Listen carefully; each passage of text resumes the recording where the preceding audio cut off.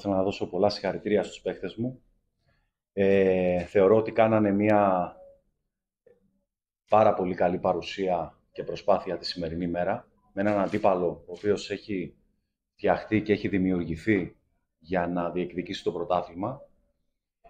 Ήταν ένα παιχνίδι πάρα πολύ δυνατό, όπως θεωρώ τα ντέρμπι της κατηγορίας της ΓΑΜΑ Εθνικής. Κρίθηκε σε κάποιες στιγμές. Θα μπορούσαμε να έχουμε πετύχει και ένα δεύτερο γκολ. Όμως ο αντίπαλος ισοφάρισε και το αποτέλεσμα είναι 1-1. Σε γενικές γραμμές, με βάση την εικόνα του παιχνιδιού, τις ευκαιρίες που είχαμε εμείς και τις ευκαιρίες που είχε ο αντίπαλος, θα πω ότι θα μπορούσαμε να είμαστε νικητές και δεν είμαι απόλυτα ικανοποιημένος. Εμένα μου αρέσει να μιλάω για το ποδόσφαιρο σαν ποδόσφαιρο.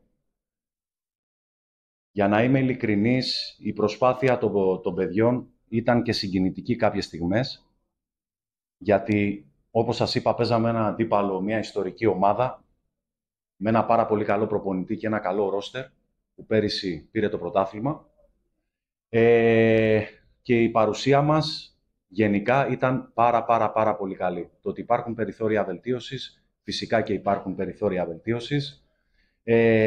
Από εκεί και πέρα δεν θα ασχοληθώ καθόλου με τα διαιτητικά σφυρίγματα ή οτιδήποτε. Προφανώς καταλαβαίνω, γιατί παρακολουθώ και εγώ, ίσως ήταν επηρεασμένη η ομάδα της Καρδίτσας και από το προηγούμενο παιχνίδι. Το καταλαβαίνω. Μπορεί, όπως είπε και ο κύριος Καβακάς, να ήταν επηρεασμένος και να είπαμε κάποια πράγματα παραπάνω. Είναι φυσιολογικό. Από εκεί και πέρα όμως, η προσπάθεια η δική μας, της ομάδας μου, ήταν πάρα πολύ τίμια. Ευχαριστώ πολύ. Καλησπέρα. Εγώ αρχικά θα ήθελα να ευχαριστήσω για την παρουσία του τον κόσμο και τους απέναντι και τους φίλαθλους στην Κερκίδα. Η στήριξή τους είναι ουσιαστική και εμφανής. Σε ό,τι αφορά το παιχνίδι, εγώ αυτό που έχω να πω είναι ότι κάναμε μια πολύ σημαντική προσπάθεια απέναντι σε έναν πολύ καλό αντίπαλο. Είχαμε προετοιμαστεί γι' αυτό, ξέραμε που θα κρινόταν το παιχνίδι, θα ήταν ένα δυνατό παιχνίδι με μονομαχίες. Παρ' όλα αυτά, θέλουμε να το αφήσουμε πίσω μας και ετοιμαζόμαστε για το επόμενο παιχνίδι, όπως κάθε εβδομάδα. Θέλουμε να ευχαριστήσουμε για τη φιλοξενία που τύχαμε από την ομάδα της Ζακίνθου. Να το ξεκαθαρίσουμε αυτό, δεν έχουμε κανένα παράπονο από τη φιλοξενία και από τους ανθρώπους που βρίσκονταν μέσα στον αγωνιστικό χώρο και από την αντίπαλη ομάδα. Κανένα απολύτως πρόβλημα. Μέσα σε ένα παιχνίδι υπάρχουν εντάσεις, θα πει κάποιος κάτι. Είναι μέσα στα πλαίσια του παιχνιδιού και αυτό.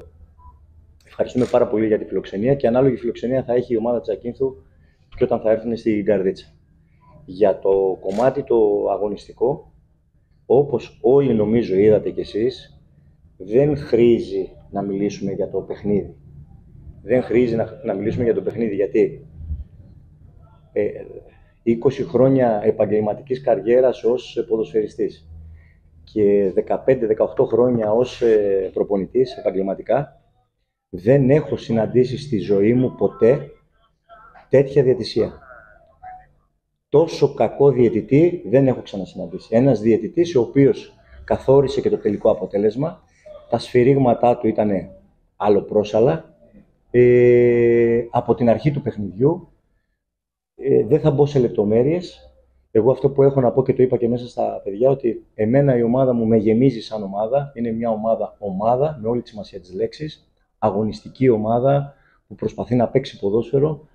Συμπαγής όταν πρέπει να είναι συμπαγής, επιθετική όταν πρέπει να είναι επιθετική. Και έγινε ένα πολύ δυνατό παιχνίδι, όπως και το περίμεναν. Συγχαρητήρια στα παιδιά τα δικά μου. Καλή συνέχεια εύχομαι στη Ζάγκηθο και θεωρώ ότι δύσκολα θα περάσουν ομάδες από την έδρα αυτή. Είναι μια δύσκολη έδρα. Καλή συνέχεια και ευχαριστούμε πάρα πολύ για τη φιλοξενία. Αυτά. Καλησπέρα και από μένα.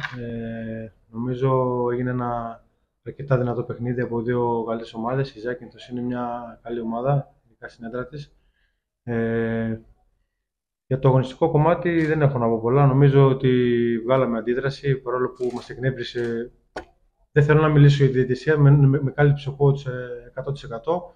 Και εγώ παίζω από τα 18 μου ποδόσφαιρο τόσο φάλτσα σφυρίγματα δεν έχω ξαναδεί. Δεν ξέρω αν είναι δόλος ή αν το έκανε. Μπορεί ο άνθρωπος να μην γνωρίζει και πολλά πράγματα, έτσι. Δεν θέλω να ασχοληθώ με αυτό. Μίλησε ο προπονητής.